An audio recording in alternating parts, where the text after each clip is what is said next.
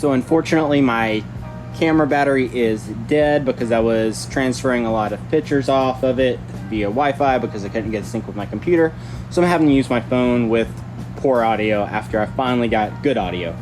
So that's what's going on right now, and that's why I sound a little bit different. But here's what I'm doing. I'm building a mobile base for the Paulk total station, or sorry, the Paulk smart bench. I want my total height to be 34.5 inches. So my workbench is 10 inches tall, and I want to put casters on it. So I have to do all that math to get to this 19 3/8 inches. Let me show you how to do that. Hey guys, before we get started today, I would like to invite you to go to the recreationalwoodworker.com. This is my website and blog that has all of my woodworking plans, how-to tutorials, jigs, furniture, shop projects, tool reviews, everything that you need to know about being a woodworker. We have an extensive blog where it's easy to find the essential clamps you need, how to build awesome tabletops, and upcycling furniture projects. All those different things that you might want to do to be a woodworker. So go check out the recreationalwoodworker.com and let's get back to our video. I am using these fully locking casters from Rockler, and now I need to determine how tall they are. Oops. There we go. So I've got my combination square. You set it on top and you just find that center point until it touches, and you drop this down. And by doing that, I found out that my wheel is 5 and, can you see it? 5 1/8 inches. And so I did my math.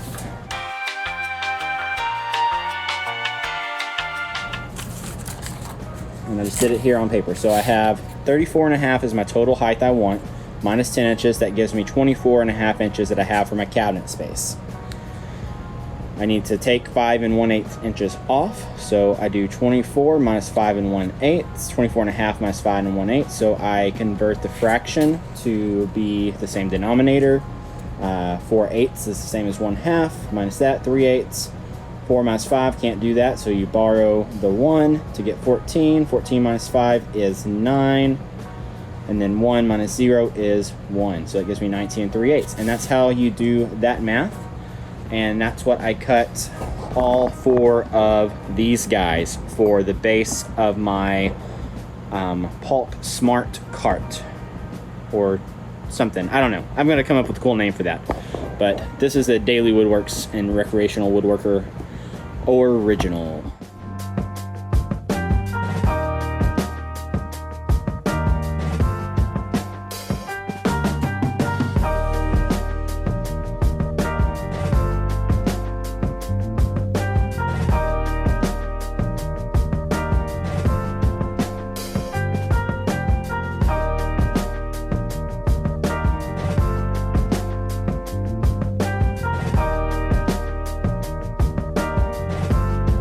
Okay, so now I have my 2 side panels made, and I've got to figure out how to connect my cabinets to them. I'm gonna have 6 total cabinets of my modular cabinet system, and I've got to figure out how to do it while holding it rigid. And I think I'm gonna put a spline down the center of it out of solid plywood, and that should give me something to bite these cabinets into and hold everything in place. We're gonna see how that works.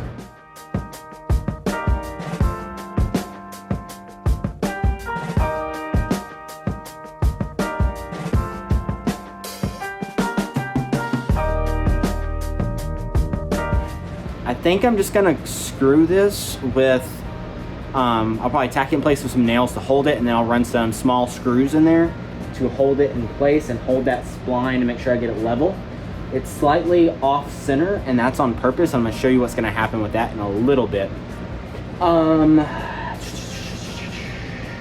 It's the right length to hold 3 banks of cabinets, so it's going to hold 6 cabinets total. And now let's get back to it.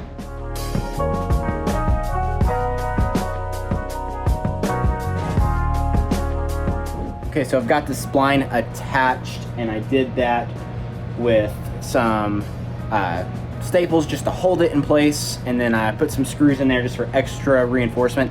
I don't glue any of my shop furniture because if I want to disassemble it again, I want to reuse the parts. I'm actually reusing a lot of my parts from my old miter saw station here and there, especially all the screws. I was able to save all the screws, and it saves a little bit of money here and there, and those little bits of money add up.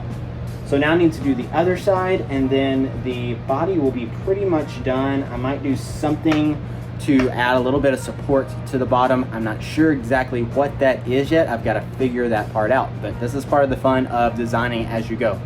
The skeleton of my mobile base is pretty much done. This is going to be for my Paulk workbench right here. What's going to go in here are 3 banks of the modular cabinets, and once everything's together, it should lock up nice and tight. Have a center spline coming across to keep it level. This was just to give just a little bit of reinforcement, and also whenever I'm installing the cabinets, give it something to mount those to. Doesn't interfere with the casters at all.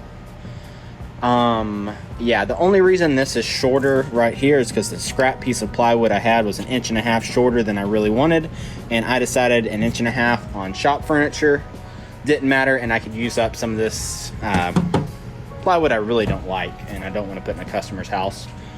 So yeah, so that's the spline now. Now I just have to get everything put in and cut to size.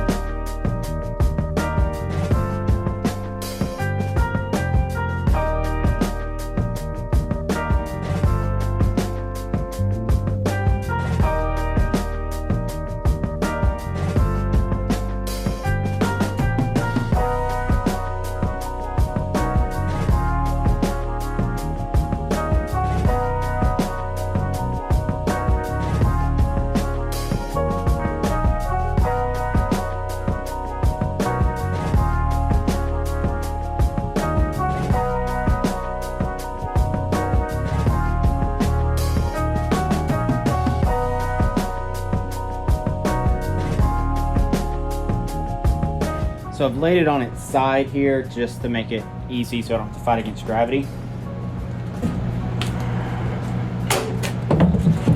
Basically, here's what I'm doing. I'm just going to get it in here into that corner, clamp it up nice and tight, and then screw everything in place.